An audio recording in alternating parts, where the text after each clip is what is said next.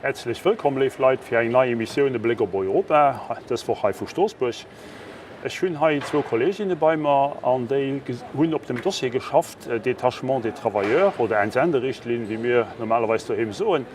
Und wir haben ja die wisst, dass wir zu Stoßbusch einen definitiven Akkord gefunden als Parlament.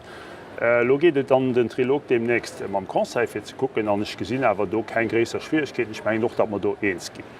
Bon, chers collègues, bonjour Elisabeth Morin-Chartier et Michaela Sodrova. Merci d'avoir accepté mon invitation. Merci. Et, c'est un plaisir. Je voulais peut-être demander à Elisabeth, comme rapportrice, de nous expliquer un peu les grands enjeux, c'est-à-dire les enjeux également. Bon, peut-être par après, on reviendra pour le résultat. Alors, sur les enjeux, il était clair que nous vivions sur une directive de 96 qui a 20 ans d'âge et donc qui a été élaborée quand l'Europe était composée de 15 États membres. L'élargissement nous a permis d'accueillir de nombreux pays de l'Est qui avaient une autre histoire politique, une autre histoire économique, une autre histoire sociale, donc aussi des différences de salaire. Et cette directive de 96, elle n'est plus adaptée à une Europe à 28, où les écarts de salaire minimum vont de 1 à 10.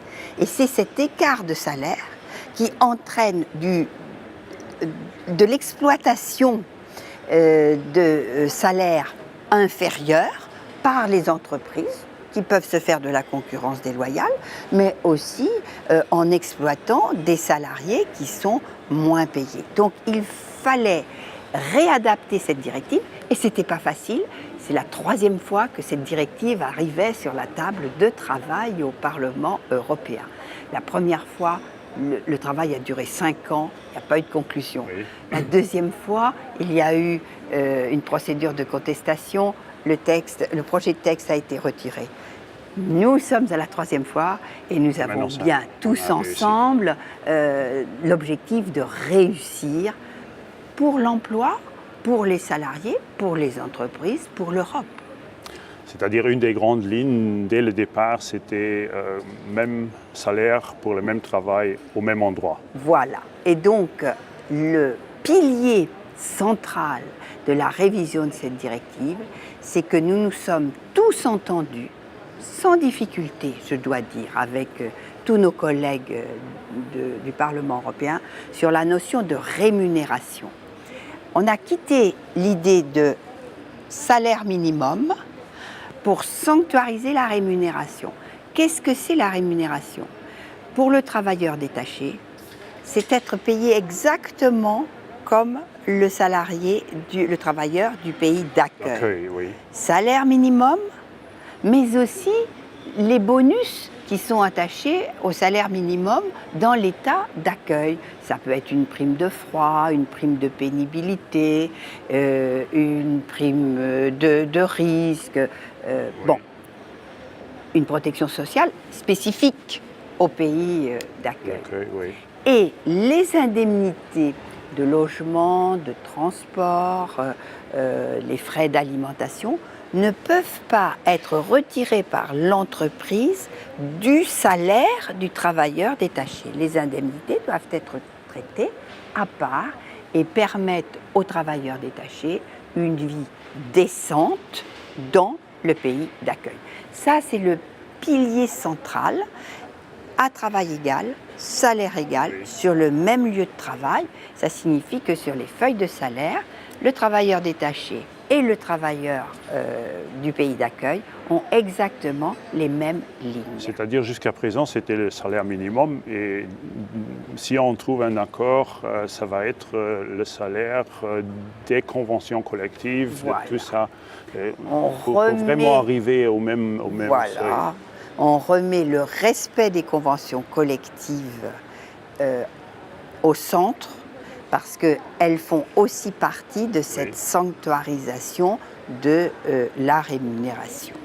Pour qu'il n'y ait pas d'abus de la part des entreprises ou ou de la part d'agences qui organisent ça.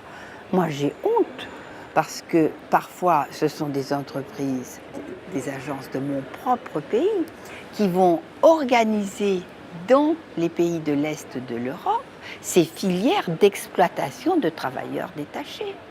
On ne peut pas faire ça, il faut remettre de la déontologie, du respect du travail de tous les citoyens européens au centre de nos négociations. Très bien. Michaela, pour toi, tu viens de la Tchéquie, tu n'as pas apprécié vraiment notre compromis. Tu as beaucoup travaillé sur le dossier, vous vous êtes rencontrés plusieurs fois et même dans d'autres réunions. Je sais que tu fais un travail formidable au comité femmes, mais également dans le comité des affaires sociales et de l'emploi. C'est-à-dire, qu'est-ce qu'ils ont été tes craintes au sujet de ce compromis et comment les citoyens en Tchéquie, comment ils voient cette situation? Merci pour les questions, merci pour le travail de notre rapporteure, Elisabeth, parce que pour moi, pour nous, mes collègues, était très difficile de comprendre la situation. Dans la situation quand les travailleurs détachés ça ne présente pas une grande quantité. Nous voulons que la mobilité des travailleurs croisse, augmente, mais et en plus, nous n'avons pas assez, je dois dire, les informations de la Commission européenne pour des raisons économiques. Quels seront les impacts, qu'est-ce que ça va présenter pour les entrepreneurs? Parce que, comme tu avais dit, dans les pays de l'Est, il y a beaucoup d'entreprises qui utilisent cette situation. Alors surtout pour le domaine du transport, était un grand, comment on peut dire, les protestes, ils n'ont pas accepté en premier moment. Alors nous avons utilisé ce temps une année et demie à peu près pour expliquer, pour discuter avec tous les partenaires sociaux, les syndicats, les entrepreneurs surtout, et aussi avec les citoyens. Alors le compromis ou le vote qui était à notre commission d'emploi, pour moi c'était difficile. J'ai voté contre parce que ce qui est pour moi très important, pas pour moi, je crois pour tous les travailleurs, les entrepreneurs, c'est la certitude juridique. Okay. Alors j'ai accepté, après l'explication d'Elisabeth et de tous les collègues, l'égalité, qu'il faut installer l'égalité des conditions des travailleurs. Oui. C'est le principe que j'ai compris, qu'on explique, c'est très important. Et maintenant, nous devons chercher comment trouver la voie, quels sont les instruments, comment nous pouvons assurer. Les mêmes conditions, l'égalité des travailleurs et les rémunérations. Alors, mais quand même, je dois dire que maintenant, les résultats au Conseil aussi, avec la discussion des États membres, ça sera, d'après moi, acceptable pour tous. Oui. C'est le compromis, il faut trouver le compromis. Alors, j'avais problème avec les conventions collectives qui ne sont pas universelles. Voilà, ça c'est un point très important. Ce qui est convention universelle, non universelle, voilà. Des conventions entre partenaires sociaux qui ne sont pas une vraie loi. c'est-à-dire ce sont des accords. Je te donne raison, on avait beaucoup de discussions sur l'application de tout. Ouais. Mais en fin de compte, tu as quand même voté pour le mandat, et ça c'est très important, de donner le mandat à Elisabeth pour entrer dans les négociations avec le Conseil. Comment vous avez senti ces 18 mois? Comment ils se sont passés les 18 mois? C'est pour les spectateurs, c'est quand même une période assez longue. Elle était longue, elle était compliquée. Mais elle était nécessaire. Elle était nécessaire. Parce qu'il y a 18 mois, nous sommes partis d'une Europe qui était explosée en deux. Il y avait d'une part les pays de l'ouest de l'Europe qui exploitaient cette différence de salaire, et puis qui avait même montré le carton jaune à la Commission. Et les pays de l'est de l'Europe ont montré le carton jaune à la Commission parce que ces pays pensaient que nous allions nous ingérer dans leur pouvoir national. Oui, oui. On allait toucher à leur souveraineté. Et donc, 18 mois, quand on a 28 États membres, 751 députés, de 8 groupes politiques différents, qu'est-ce que j'ai fait? J'ai d'abord écouté les arguments des uns et des autres, des collègues députés dans les différents groupes politiques, des différents secteurs organisés, les différentes branches professionnelles. Je suis allée sur le terrain, j'ai fait des conférences sociales à l'étranger pour recueillir beaucoup d'informations de la part des partenaires sociaux, de la part d'avocats du travail. Une énorme panoplie d'acteurs. Mais oui. Ça a été un premier temps, très long. Écouter, toujours respecter, toujours essayer de comprendre le point de vue de l'autre. Ouais. Ça, c'est très important. Pas arriver en étant sûr qu'on a priori raison sur tout le monde. Non, ça c'est pas la méthode. C'est un vrai défaut. C'est un vrai défaut. C'est un vrai défaut. Et on ne pense à personne. Non, pas spécialement. Et puis, dans un deuxième temps, j'ai essayé de clarifier les propositions de la Commission par rapport à ce que j'avais entendu, pour pouvoir aussi les faire évoluer, parce qu'il ne faut pas croire que la Commission européenne ait aussi toujours raison. On peut améliorer un texte. Quel sens allions-nous donner à ce texte? Puisque le texte, la directive sur laquelle nous vivons a 20 ans, peut-être que notre directive va vivre pendant 20 ans. Pardon, mais de toute façon, la proposition de la Commission est de toute façon déjà un compromis entre eux, parce qu'ils fonctionnent comme un collège. Ils ont également des tensions, des différentes directions générales, etc. C'est-à-dire, la proposition est un compromis qu'on peut forcément améliorer. Mais voilà. Et donc, on a essayé.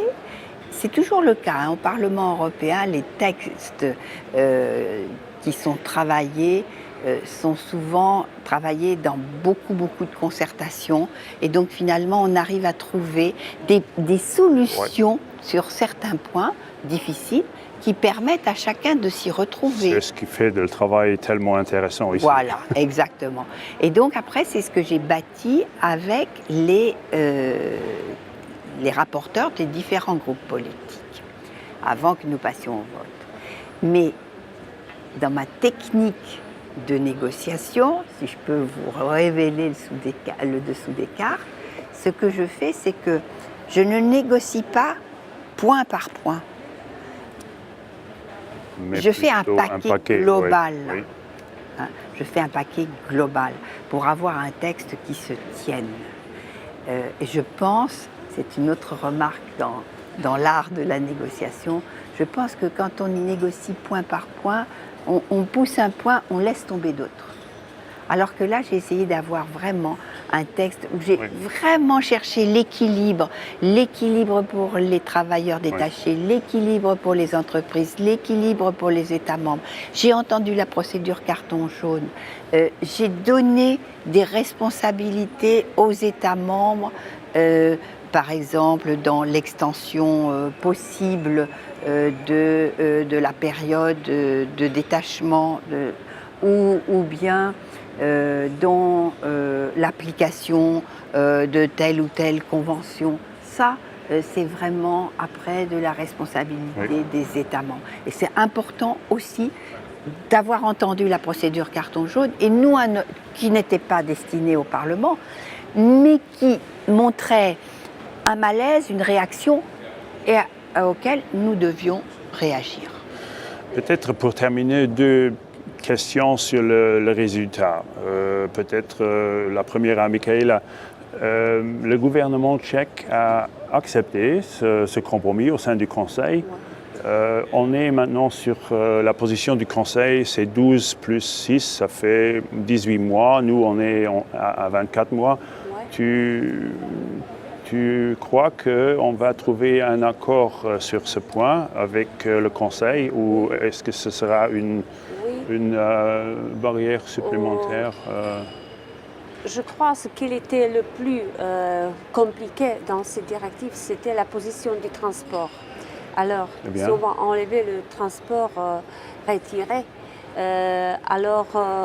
c'est le compromis qui sera acceptable. Notre gouvernement, elle a dit, bien sûr, les travailleurs dans le transport, ils doivent aussi avoir les conditions comparables, mais